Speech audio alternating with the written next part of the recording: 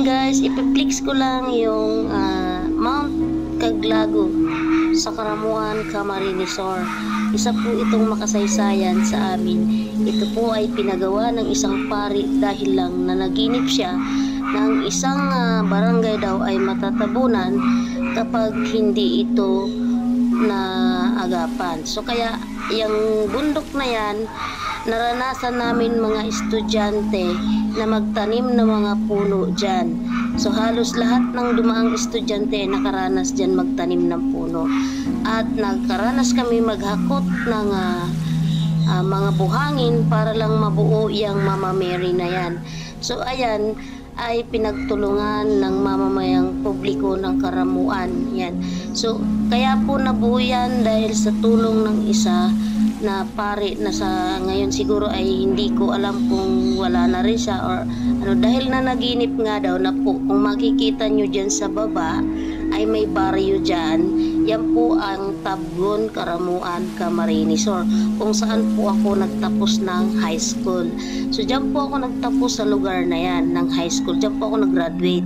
So napakaganda po ng lugar na yan dahil kitang kita po talaga lahat ng view dyan, lalo na sa mga islands na pwede mong matanong. Napakasarap ng tanawin dyan at napakasariwa po ng hangin at nagpapasalamat tayo sa mga taga dyan na nag-alaga at sa mga pari na nag-alaga dyan sa simbahan or sa santa na yan dahil napaka magandang kasaysayan ng ating actually pangalawang santa na po yan kasi ni-renovate na po yan. Napakaganda po nga ng renovation ngayon. Yung una po medyo ano lang yun kasi nabaklas nga po ng bagyo.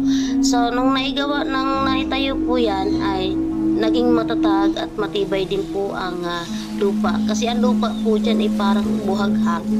So yun daw po kasi ang panaginip ng isang pari dyan na matatabunan daw yan. Kaya ang naisip niyang paraan ay patayuan po yan ng imahe ng Mama Mary na nakadipa para yung meaning po ng nakadipa ay lahat masasaklawan niya or maanuhan niya, tawag dito. No, may survive niya kung sakaling may mangyari. Pero sa awa ng Diyos, ilang taon na rin halos wala naman yan dahil lang sa Panginoong nasa taas at gumagabay sa mga taong nandyan. Actually napakaganda na rin po ng simbahan ng Tabon. I-flex ko lang yung Mount Caglago kung tawagin po sa amin yan.